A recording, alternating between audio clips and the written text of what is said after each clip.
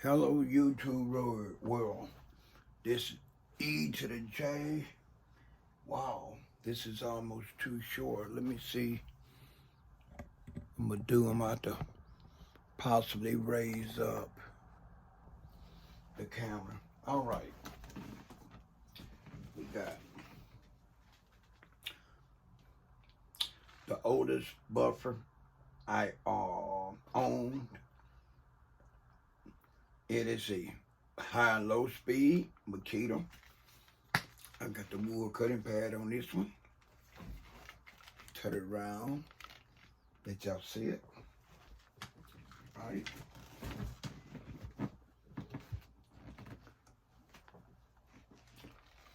My second oldest buffer is a Makita. Has the dial right here to control the speed. This is a heavy duty bone cutting pad right here.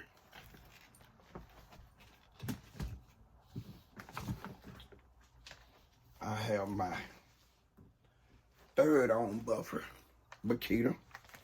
You notice the dial is right here instead of right there. And this is a mid-grade bone cutting pad.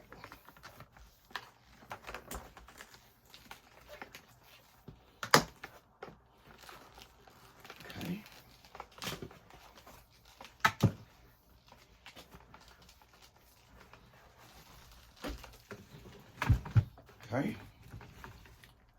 This is my third to the newest Makita dial right here. I got my finishing pad / glazing pad on there.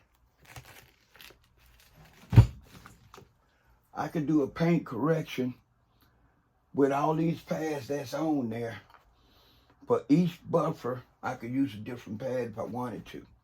Or if I wanted to, I could use the wood pad for the first two steps on a paint correction, but I'll be using heavy cut, then a medium grade cut, and then after that, I would probably switch over to a new wood cutting pad, and then I would go with a third step, would be some gold wax, like the gold wax here, and buff that in.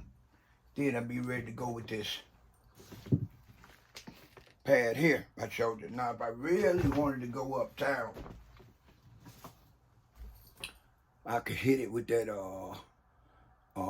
this paste wax. So that'll be 1, 2, 3, 4 buff jobs using various 7-inch pads and paste wax. Now, but I also think that I just own Makitas. Let me see, I want to do this. Let me introduce y'all to my other Makitas first. I got the brand new one here in the bag. I bought it 2 years ago. Now this one, you notice it, brand new bag. Haven't been used, don't even have a handle on it. I bought this last year.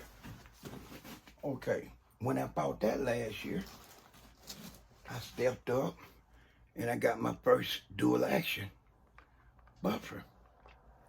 All right. Now, just to show y'all I didn't stop there really. I got my first DA buffer here. And I got my second DA buffer here.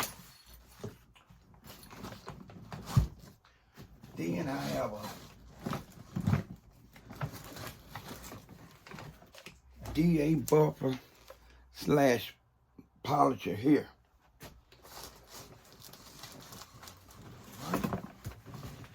And to top it off, when it comes down to dual action buffer, to top it off, I got the big daddy of them all. Let me open this up.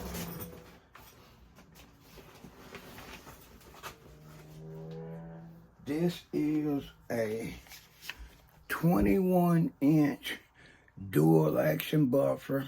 See how long this extension cord is. Never been used. I don't even know if it works. I bought it brand new in the box, haven't turned it on. And the name of it is, check it out, Swirl Killer. The Swirl Killer. All right. I'm gonna go back.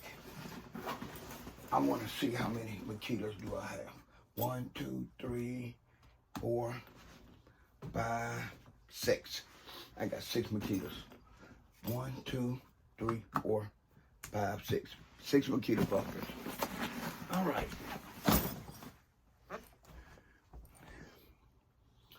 This is the room where I got all my detail stuff. In the last year and a half, I bought enough stuff to where I could go mobile. This is EJ. I just wanted to show y'all and introduce y'all to some of my toys. To be honest, and I would be a fool to think that the viewers don't know, I didn't need all these buffers. What happened is I buy a new one, put one in the shop and have it rebuilt. Then about a year or so later, I buy another one, and that's what I end up having. I end up having this many that I actually own. I have some other buffers, but they're the little small buffers used like to go around the front and back, license plate frames and things of that nature. But I just wanted to introduce y'all to my main toys. It's these buffers. Now, I like dual action buffer. I like the DA. And I've used the first DA. No, not the first DA, but the first, it's the cordless buffer I bought. I've used it twice, and I like the way it performed.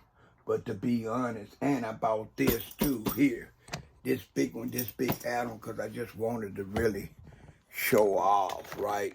Go somewhere and do a side job and carry this with me and let somebody see this bag and this buffer inside the bag and see how serious I am about to see how serious I am about the trade I'm in. But the bottom line is,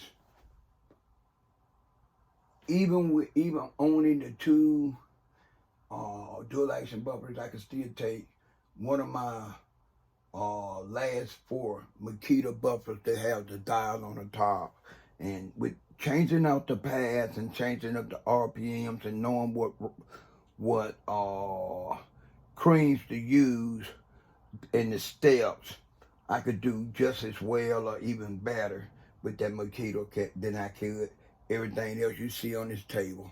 That's including the dual action and the DA buffers. But it's good to have to day 2, because especially for me, because I consider myself the innovator, because I started buffing cars in '79 and I started getting paid to perform automotive detailing in 1980. So because of that, I had to graduate. I had to graduate to the point to where I show growth. And in order for me to really show the growth, other than 40-some years in the automotive detailing industry, I had to have the tools of the trade to show how serious I am about what I do for a living and how I make my money. And you better believe every tool you see me with, I could use it. This is EJ signing out. Peace.